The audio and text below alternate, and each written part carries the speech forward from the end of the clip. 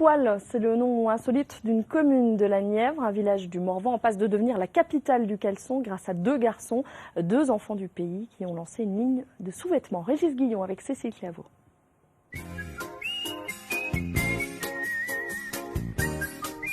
Ravi de vous retrouver ici à Poil, petit village du Morvan, bien connu pour son nom et pour les phrases cocasses qu'il suscite, comme par exemple passer à la télé à poil ou se lancer dans les affaires à poil, comme deux garçons des environs, Laurent et Audouin. Ils tentent de redonner une notoriété au village en faisant la capitale mondiale du caleçon, et on les retrouve tout de suite à Poil.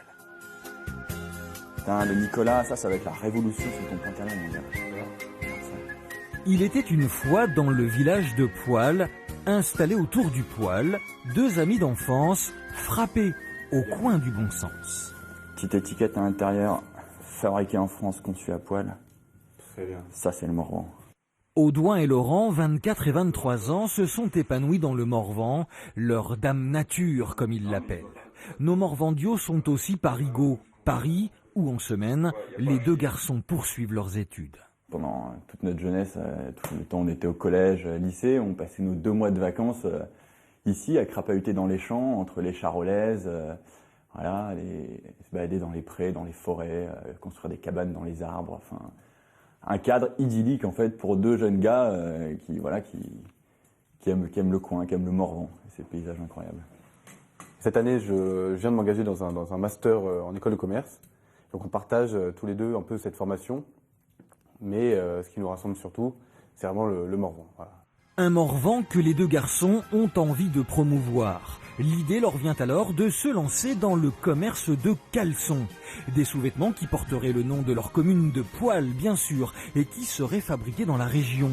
Bref, tout le monde à Poil pour découvrir la capitale du caleçon. Ah, bienvenue dans la capitale mondiale du caleçon. C'est ici à Poil ont été conçus les caleçons au poil. Commerçants et acteurs, les deux compères, voire mannequins. Arnaud Montebourg, le porte-étendard du fabriqué en France, aux côtés de l'ex-ministre Aurélie Filippetti, sont venus à Poil voir Audouin et Laurent pour soutenir leur idée de caleçon.